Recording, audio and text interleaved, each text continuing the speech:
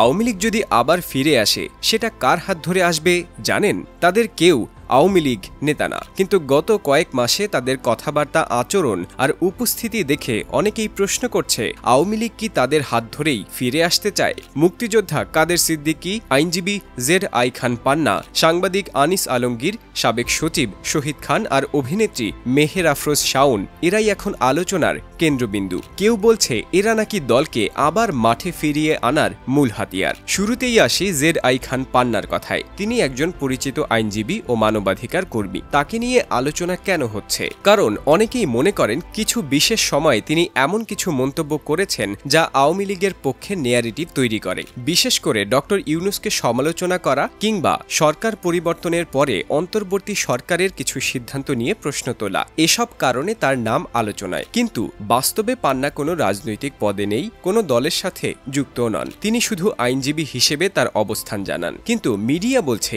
এটাই নাকি আওয়ামী লীগের সফট পাওয়ার। এরপর আসি কাদের সিদ্দিকীর কথায়। তিনি বঙ্গবীর হিসেবে পরিচিত, মুক্তিযোদ্ধা এবং তার নিজস্ব রাজনৈতিক দল আছে কৃষক শ্রমিক জনতা লীগ। তিনি কখনোই বলেননি যে তিনি আওয়ামী লীগের হয়ে কাজ করছেন, বরং তিনি স্পষ্টই বলেছেন আওয়ামী লীগ পুনর্বাসন করা তার দায়িত্ব নয়। কিন্তু একই সঙ্গে তিনি বঙ্গবন্ধুর আদর্শের প্রতি শ্রদ্ধাশীল এবং বর্তমান পরিস্থিতিতে অনেক সময় আওয়ামী লীগের কর্মীদের অযথা গ্রেফতার না করার আহ্বান জানিয়েছেন। এখানেই মানুষ বিভ্রান্ত হয়, তিনি কি আওয়ামী লীগের পক্ষেই কথা বলছেন নাকি নিজের রাজনৈতিক মূল্যবোধ থেকেই কথা বলছেন? এবার আসি সাংবাদিক আনিস আলমগীরের কথায়। টকশো বা মিডিয়ায় তার উপস্থিতি বেশ নজরকাড়া। কেউ কেউ বলেন তিনি নাকি আওয়ামী লীগের হয়ে কথা বলেন, আবার অন্যদিকে তিনি প্রকাশ্যে বলেছেন আওয়ামী লীগকেও নিষিদ্ধ করা উচিত নয়, বড় দল নিষিদ্ধ করলে রাজনৈতিক অস্থিরতা আরও বাড়তে পারে। এখানেই আবার প্রশ্ন, তিনি কি পক্ষ নিচ্ছেন নাকি একজন সাংবাদিক হিসেবে স্থিতিশীলতার কথা বলছেন? এরপর সাবেক সচিব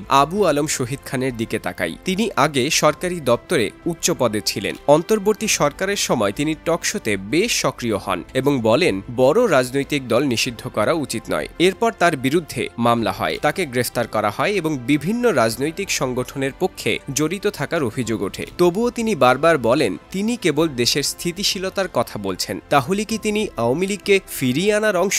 এবার আসি মেহের আফরোজ শাওনের কথায়। শাওন একজন জনপ্রিয় অভিনেত্রী। তাকে কেন্দ্র করে আলোচনা হয় যখন তিনি শেখ হাসিনার জন্মদিনে শুভেচ্ছা বার্তা দেন, আবার বইমেলায় ঘটে যাওয়া একটি বিতর্কে তীব্র প্রতিক্রিয়া জানান। এরপর অনেকে বলেন তিনি নাকি আওয়ামী ঘনিষ্ঠ, আবার কেউ বলেন এটা তার ব্যক্তিগত মত। আর 2025 সালের শুরুতে রাষ্ট্রবিরোধী কর্মকাণ্ডের অভিযোগে তাকে গ্রেফতার করা হলে বিষয়টি আরও আলোচনায় আসে। প্রশ্ন ওঠে তিনি কি আওয়ামী লীগের হয়ে কাজ করছিলেন নাকি রাজনীতিতে না থেকেও রাজনৈতিক বিভ্রান্তির শিকার হচ্ছেন? এই 5 জনের গল্প একদম আলাদা, তাদের পেশা, অবস্থান, চিন্তাভাবনা সব আলাদা। কিন্তু একটা জায়গায় গিয়ে সবাইকে নিয়ে একই প্রশ্ন তোলা হচ্ছে, আওয়ামী লীগ কি তাদের মাধ্যমেই আবার মাঠে ফিরতে চাইছে? বাস্তবতা হচ্ছে এদের কেউই সরাসরি দলীয় পদে নেই, কেউই আওয়ামী লীগের ঘোষিত মুখপাত্র নয়। কিন্তু তাদের বক্তব্য, প্রতিক্রিয়া, সোশ্যাল উপস্থিতি সবকিছু একসাথে মিলিয়ে মানুষ ধরে নিচ্ছে এটা হয়তো কোনো অভ্যন্তরীণ রাজনৈতিক কৌশল।